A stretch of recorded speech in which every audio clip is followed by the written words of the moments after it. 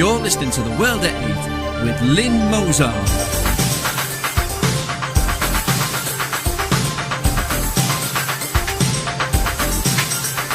The World at 8, the number one in nationalist news.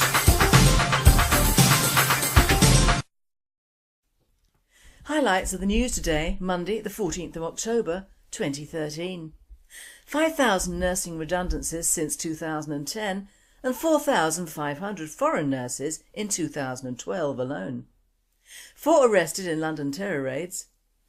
Pub rescue group delighted at mosque refusal. France's National Front victorious in Brignoles by-election. Germany, refugees go on hunger strike in Berlin. Don't take your daughter to Norway, community service for 12-year-old Muslim gang rapists. African Union says international court cannot try Kenya's president. Rival Al-Qaeda link groups fortifying in Syria with a mix of pragmatism and militancy. Syrian civilians bore brunt of rebels' fury. Thought for the day, Islam, tooth and claw. And finally, ASBOs galore, white fury in action. UK News. 5,000 nursing redundancies since 2010 and 4,500 foreign nurses in 2012 alone. 5,000 British nurses have been made redundant since 2010 and British hospitals have recruited over 4,500 foreign trained nurses in 2012. During 2012 a further 2,500 training places for British nursing students was abolished. 1 in 3 hospitals is bringing in nurses from abroad because wards are so understaffed, an investigation has found. NHS managers are travelling to countries including Poland, Greece, Spain, Portugal, India and the Philippines in the drive to recruit nurses. But concerns have been raised over the English-speaking abilities of some foreign staff, while others may lack training and experience. And MPs and campaigners say it's absurd some hospitals are making nurses redundant or have imposed recruitment freezes while others are desperately having to poach them from abroad. An investigation by Nursing Times using Freedom of Information requests found that 40 out of 105 hospital trusts have actively recruited nurses from abroad within the past 12 months. Dr Peter Carter, Chief Executive and General Secretary of the Royal College of Nursing said, "This is symptomatic of the short-term boom and bust workforce planning which is endemic in the NHS. It is frankly perplexing that on one hand nursing posts are being cut and training places being reduced, while on the other desperate managers are raiding overseas workforces. EU rules prohibit tests on language and skills being carried out on nurses from member states as they are deemed a threat to freedom of labour. Nursing leaders said the health service was wasting a fortune raiding staff from overseas to plug a staffing crisis created by boom and bust planning. A Department of Health spokesman said, "Recruiting from abroad is nothing new. Overseas nurses make a very valuable contribution to NHS patient care." World Today says, bollocks to that one. The NHS have always cut corners in selecting and training of homegrown nursing staff, at the same time spending thousands on advertising and bringing over foreign staff, whom they think in the short term don't cost as much as British nurses. And of course this EU ruling that no foreign nurses can be questioned on the actual ability to speak English or moreover understand patients speaking English doesn't bother the authorities at all. It is all numbers on paper. 4 arrested in London terror raids. 4 men have been arrested in London in a counter-terrorism operation, the Metropolitan Police have said. Scotland Yard said they were held under the Terrorism Act 2000 on suspicion of the commission, preparation or instigation of acts of terrorism. Armed officers were involved in the arrests, which took place at around 1910 in Whitechapel, Bayswater and Peckham areas. Police said searches were taking place at 6 addresses. In a statement, the Met said the arrests were made during a pre-planned intelligence-led operation. The unnamed men had been taken to a South London police station. World Today states, "My research has found out that of the 4 young men detained, 1 was aged 28 of Azerbaijani origin, 2 men of 25 who are British nationals of Turkish and Algerian origins and a 29-year-old British national of Pakistani origin. All described as British nationals and all, I would think, Muslim."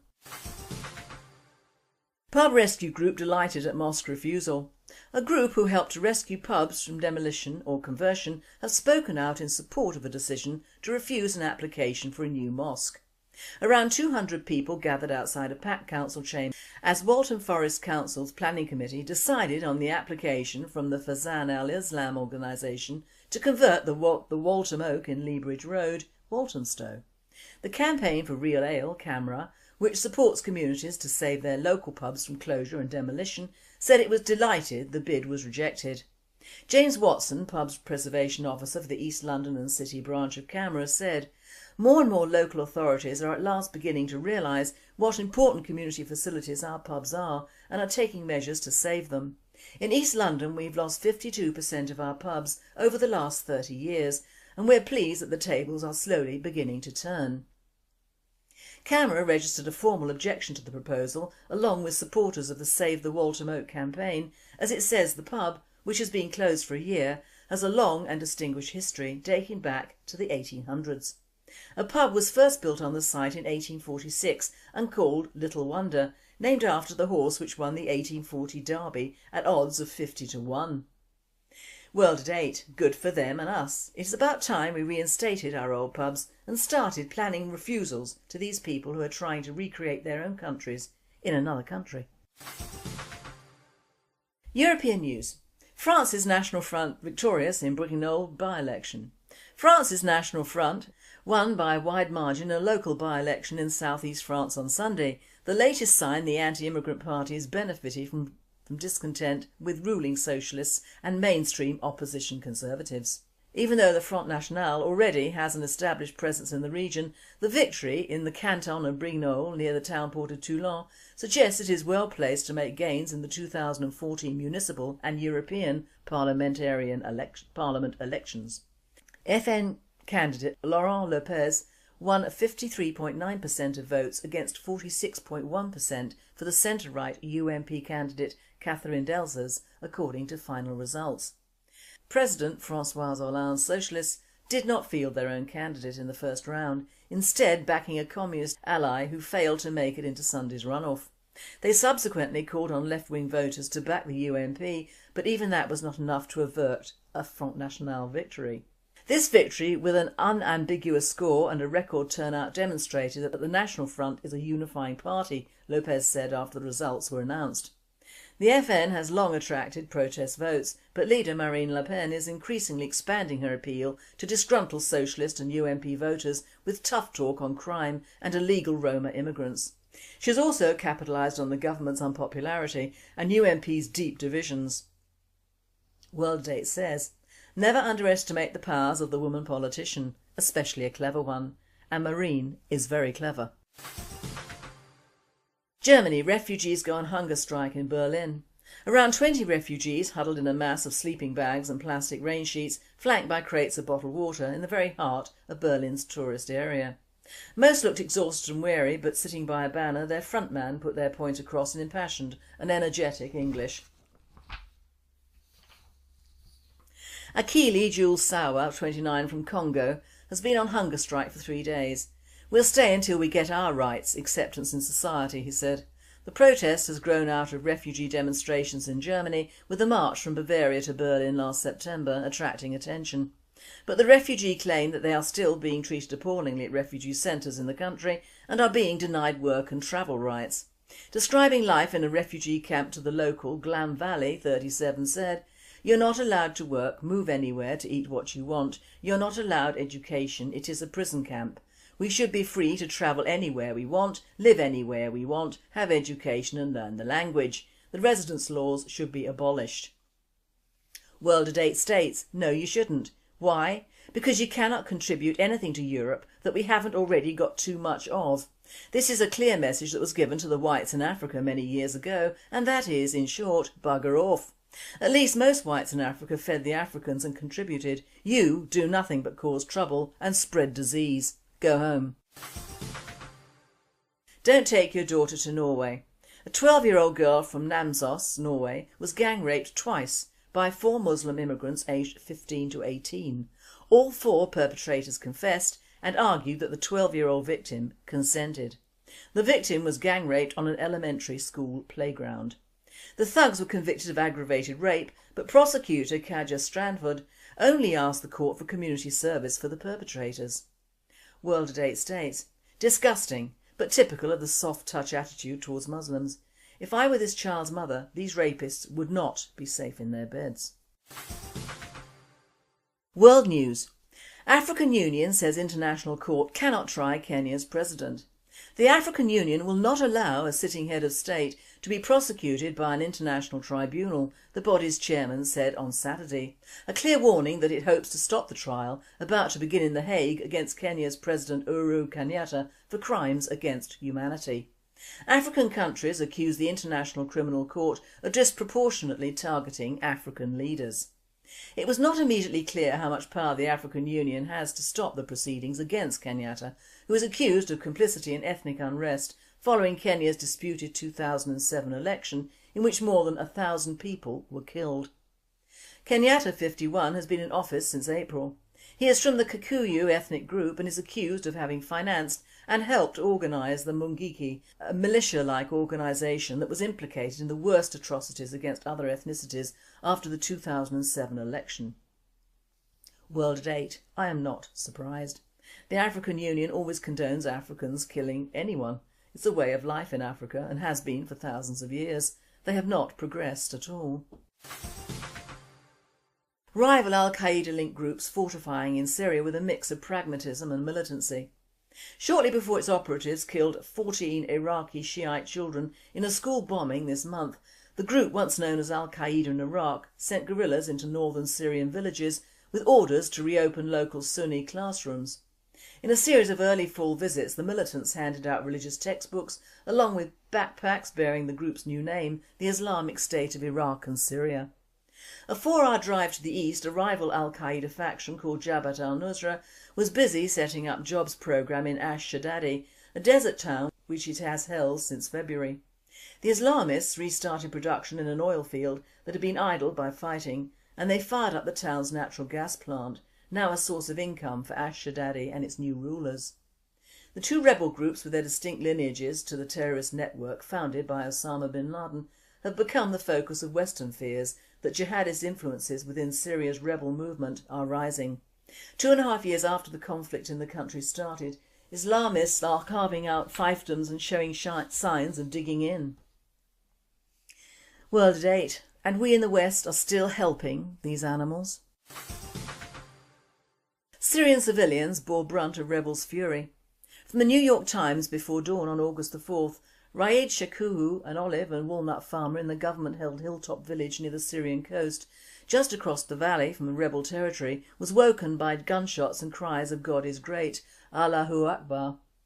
Mr Shekuhi, 42, hid amongst nearby trees with his wife and 4 young children. The next day he emerged to find his uncle shot dead, his family's possessions stolen or destroyed, and the streets littered with bloodstains and the carcasses of farm animals. He recalled last month in an interview in a state-run shelter where he now lives.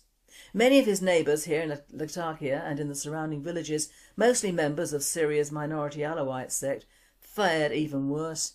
In a coordinated attack, numerous rebel groups fought off a small garrison of government troops and swept into the villages, killing 190 people, according to a Human Rights Watch report. At least 67 of the dead appeared to have been shot or stabbed while unarmed or fleeing, including 48 women and 11 children, the report said. More than 200 civilians are still being held hostage. Thought for the day: Islam, tooth and claw.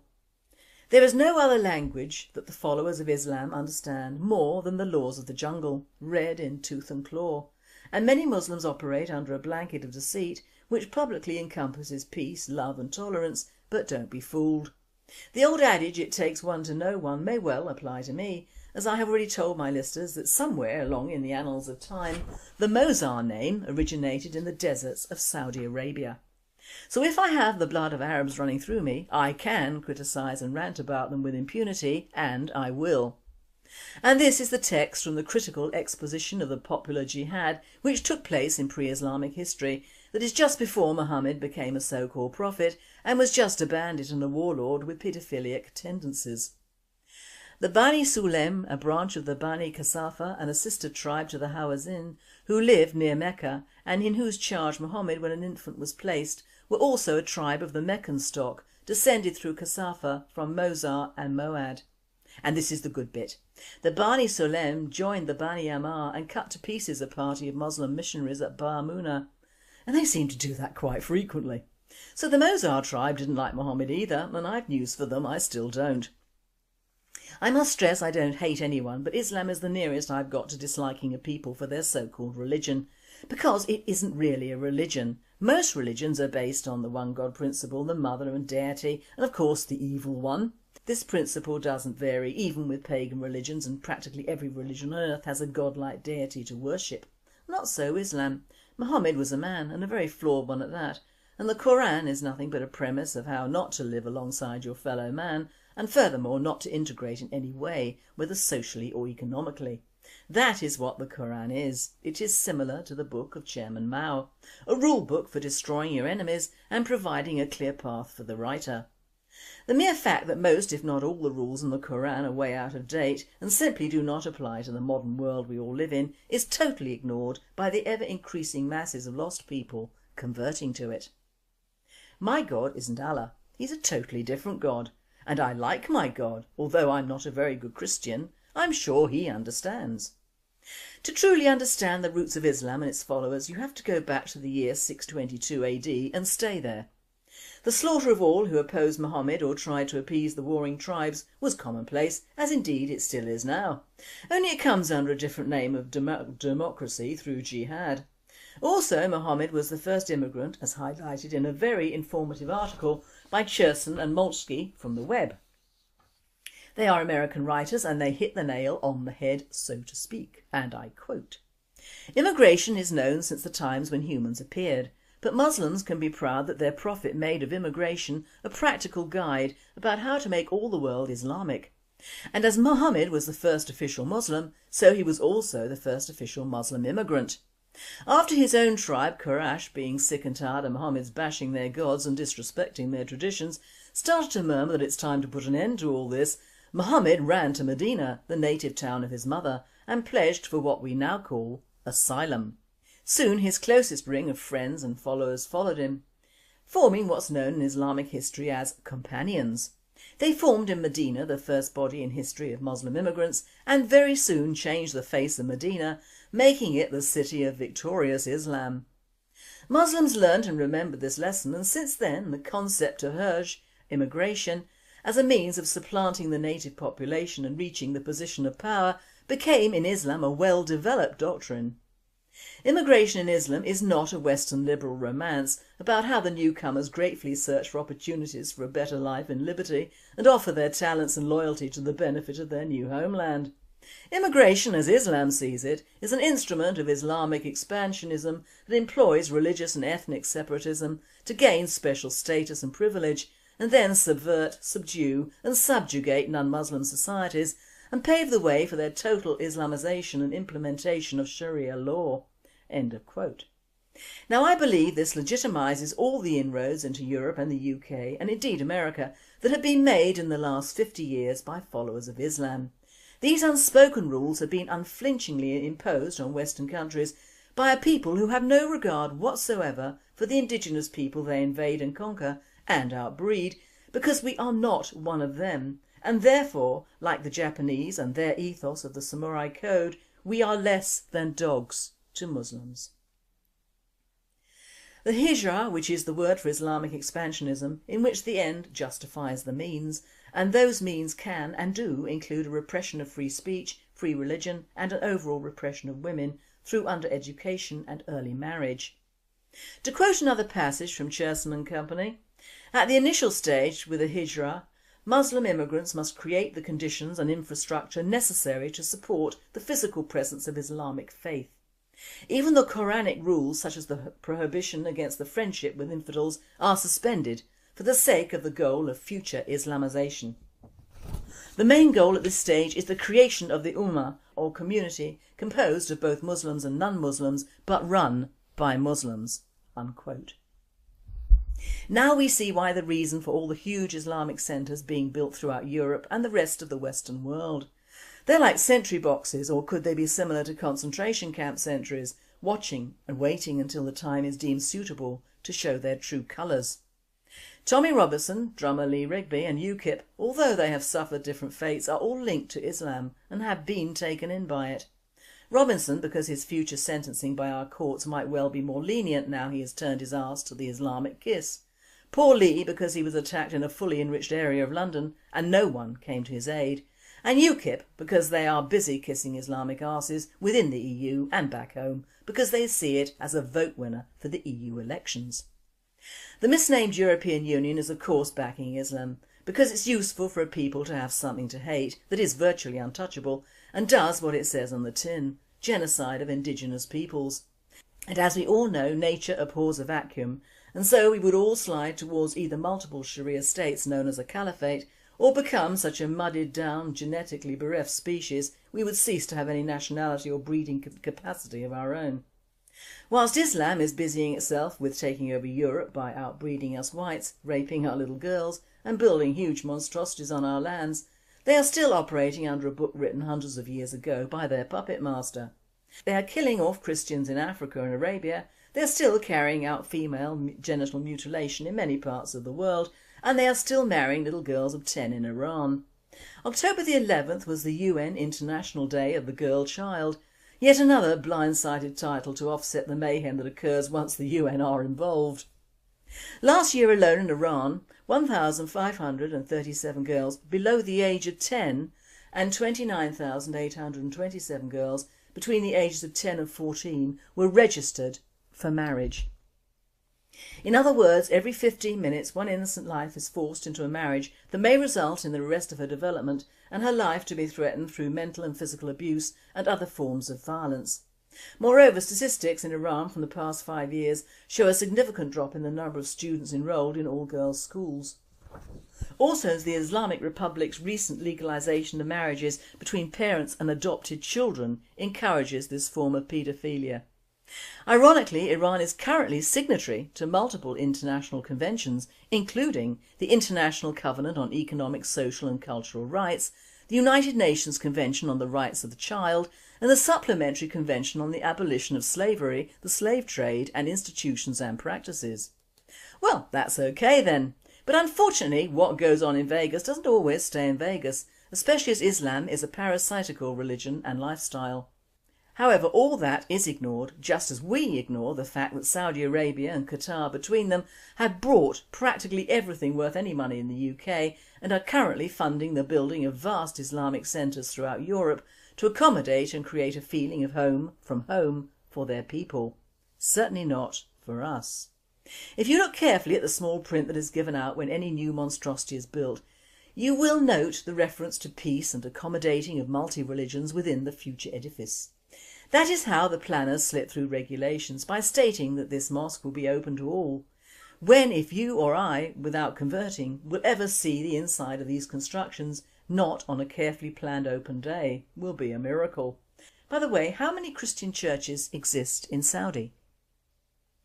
What Islam is not achieving through immigration, they are achieving through bribery and corruption of not only our government, but through the EU, all the governments of Europe. All non-Muslims in the UK are encouraged to bow down to Islam and its peoples in a ridiculous attempt to appease these rapacious peoples and delay the inevitable, which by these non-actions alone will increase the impact that Islam could have on Europe in future times. All is not lost, however. You don't have to be a raving nutter to see that there are already grumblings from us Europeans. When did you last hear church bells? When was the last time a Muslim actually paid the penalty for abusing underage children in our country? When have local councils or the police ever taken complaints of harassment from local people by Muslims seriously? Why are local riots and troubles from the white populations driven by the hatred of their Muslim neighbours never reported? Why is it that on a small island like ours, the troubles of the people who have lived and worked all their lives have been put below the wishes of the new invaders, those followers of Islam? Ask yourself those questions and listen very carefully to the answers. And finally, Asbos galore, white fury in action. A swan, whose own nickname is Asboy, has been following in his father's footsteps by terrorising rowers and punters on the River Cam in Cambridge. But after harrowing his fellow swans in a flurry of wings and feathers yesterday, it took on a foe somewhat out of its league. Squaring up to a bullock on the banks of the river, it seemed to be inviting a fight it clearly could not win. While Asboy may enjoy the upper hand in the swan community, the bullock on the towpath was made of sterner stuff, chasing the bird back into the river before it had a chance to overturn the pecking order. Asboy's father, Mr Asbo, was moved to a secret location by the river authorities last year after attacking numerous rowers, biting their arms and legs. Residents fear the same family traits are displayed by Asboy, who has moved upstream and is now targeting tourists in punts. Onlookers watching the son's assault on another swan screamed as they saw the bird grabbing it by the neck with its beak. Asboy then appeared to try to drown the other swan, holding its neck under the water for about 15 seconds and sitting when it wriggled free. The beleaguered swan only escaped when its partner came to the rescue. Thomas Ellis, 52, who lives near the river in Cambridge and witnessed the attack, said, "I've never seen such a vicious swan. He appears to be even worse than his dad. I've seen him swimming up and down the river close to the punts, and he has even attacked a few punting poles. People fear he will be a repeat of his dad, and some are now too frightened to go out into the water when he's around." This presenter says good. With some of our newcomers killing and eating our swans, we need Asboy, bless him. He clearly doesn't like humans, and frankly I can see why. Swans are aggressive birds and always have been. As a child I was always warned not to go near them. People nowadays don't respect the swan's space. We need more Asboys. He looks a fine figure of a bird to me, and the bullock handled it okay, just driving it back into its habitat. You've been listening to The World at 8. I'm Lynn Mozart, and I wish you all a very good night.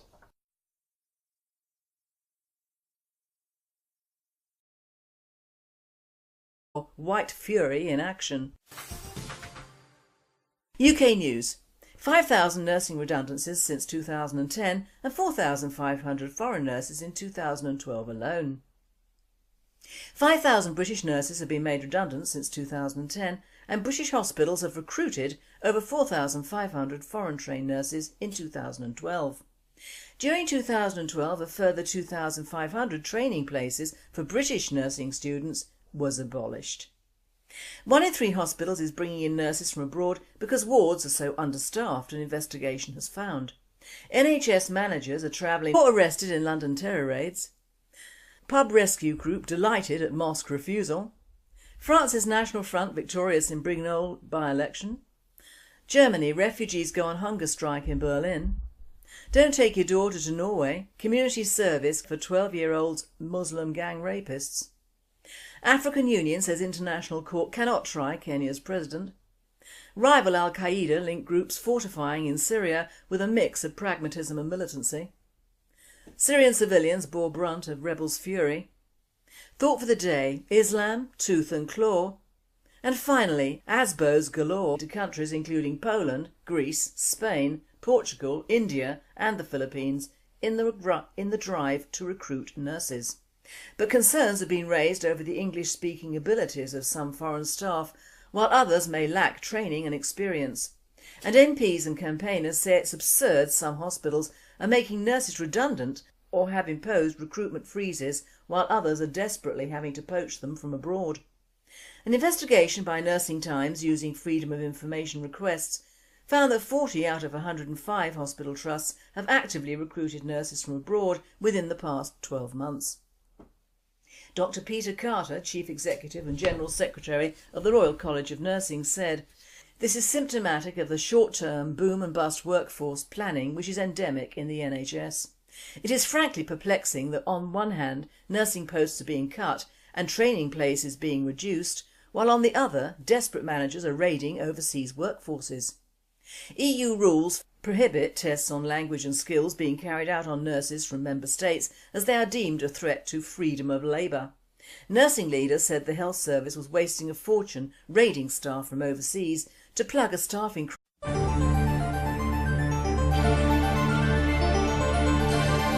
You're listening to The World at 8 with Lynn Mozart.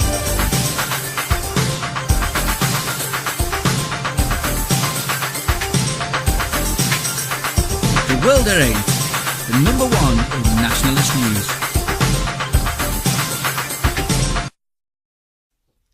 Highlights of the news today, Monday the 14th of October 2013. 5,000 nursing redundancies since 2010 and 4,500 foreign nurses in 2012 alone.